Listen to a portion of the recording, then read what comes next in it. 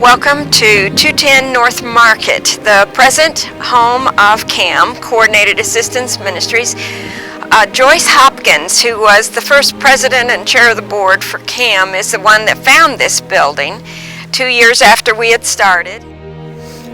In November of 1989, Jean Lucian, who was the Center Township trustee, got a group together to look at the need for a homeless day shelter in Kokomo. And this is where the first place began as for a homeless day shelter. Jean had received complaints regarding that with the homeless, they were staying in the bus station, they were staying in the daytime at Scotty's restaurant, they were also washing out their socks in the library. And so patrons of the library were asking, is there something that could be done? So Jean Lucian was willing to start a drop-in center to see who would come. On that very first day, we had one fellow that was passing through, and he suggested that the name not include the word homeless. So in that day is when we came up with the name Drop-In Center. Welcome to CAM. I'm Melody Embler. I'm the payee bookkeeper for CAM. And I started before CAM was CAM at the trustee's office. And CAM went on to move into a church. After beginning at the trustees at the end of '89, and by '93, we became aware that one of the major needs of the homeless community was to be payee representative for them. By law, the trustees were not allowed to do that. At that point, we became the CAM Coordinated Assistance Ministries. In May of '93, we moved from the trustees building to this location to begin CAM. Welcome to CAM, everyone. My name is Rebecca Kripe, and I have been with CAM since the very beginning. I was the very first payee. I wrote my story in the book, so if you don't mind, I'm going to go ahead and read it now. So, I would like to say thank you to all those who gave their love, support, advice, help, and dedication as volunteers for the CAM Drop-In Center. From those of us that only had a small amount of pride left and needed to at least keep that. And in order to do that, we needed haircuts, showers, and hygiene kits.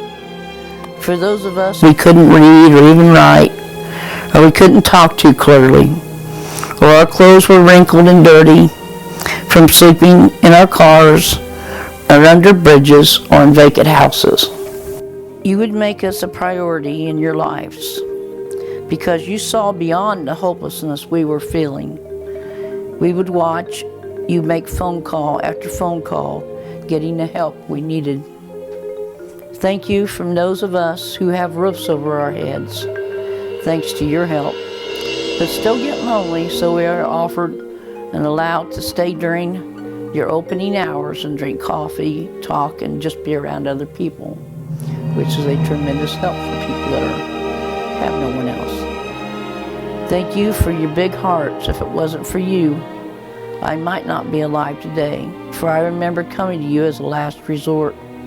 I was sick, homeless, and very confused, yet you took all my problems in your hands.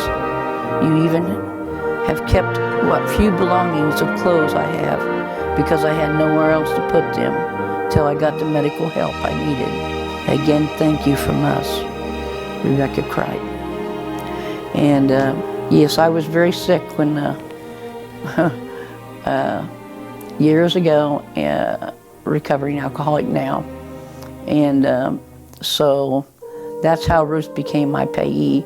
I had gotten back pay and I was still drinking, and I did not trust myself with that kind of money. So I did have the common sense enough to take it to Ruth and ask her if she would be my payee.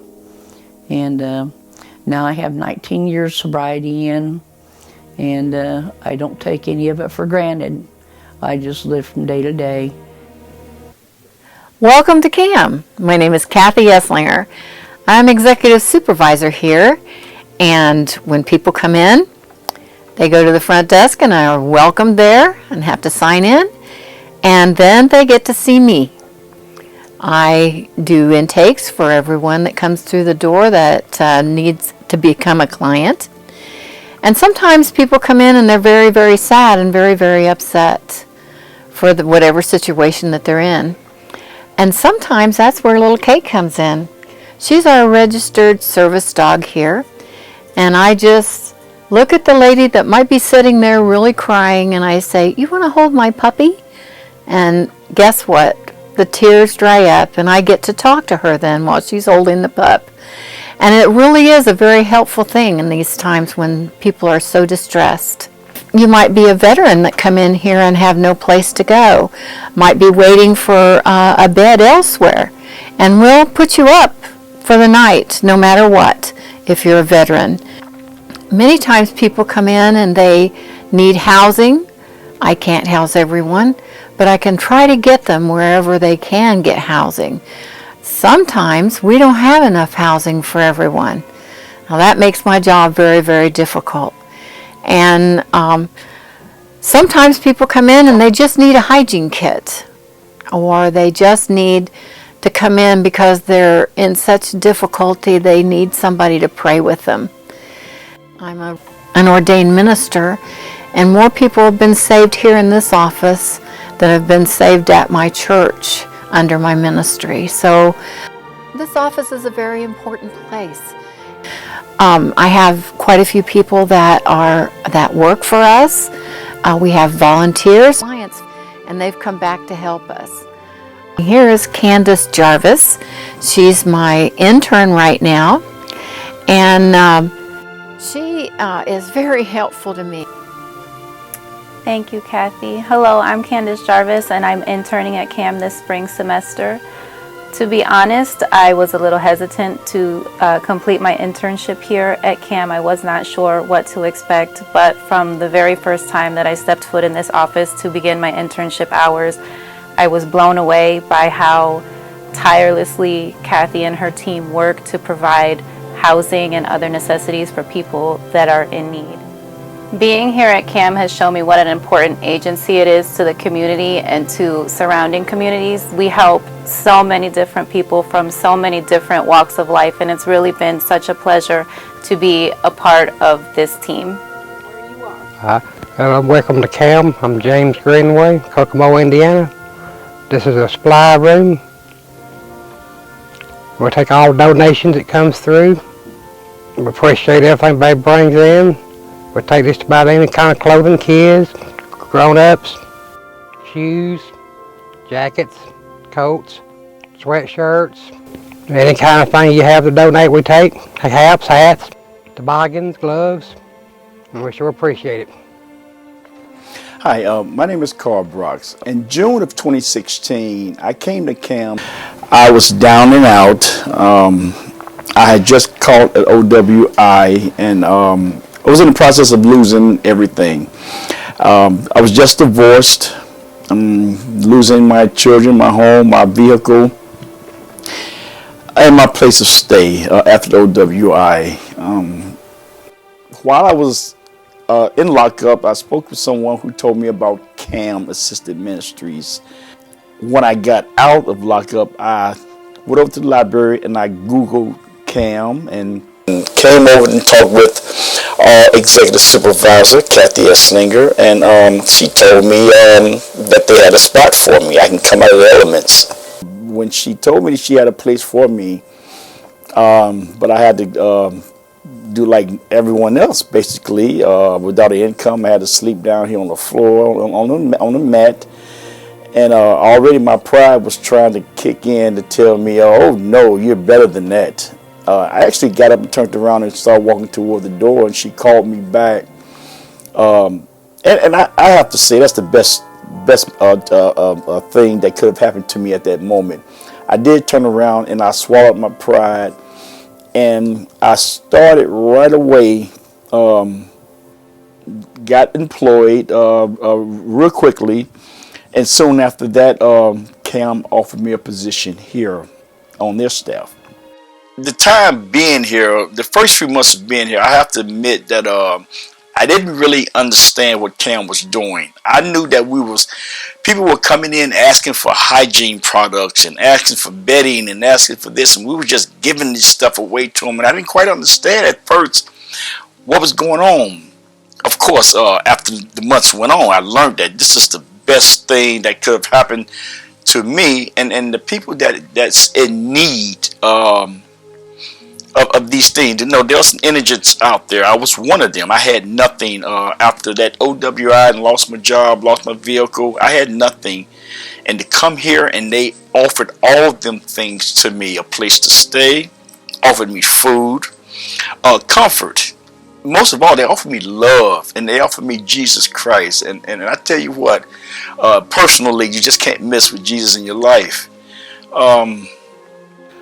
Without the help of Cam, I have to add this. Without being here, there's no telling where I would be.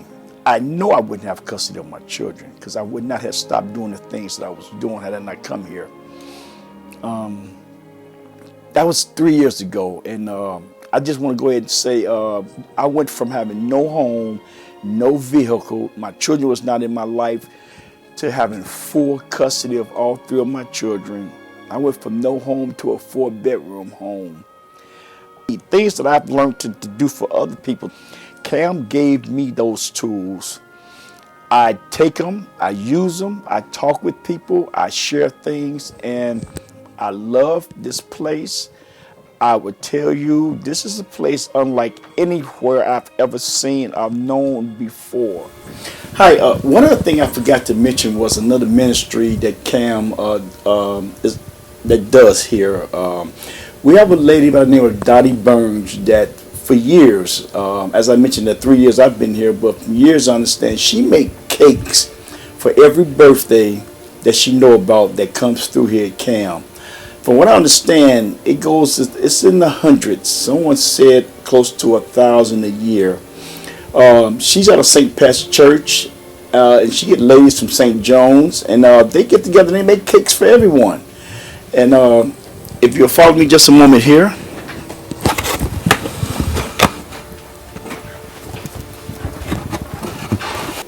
And now we are presenting the cake to Chris Huddleston. Yep. Happy birthday, Chris. I want to thank you, and I want to thank Miss Lawson and everything she's done and everything you guys done for this place. Wonderful. I just wish everybody else would know about this place because you help so many people, and I love coming here. Thank you so much.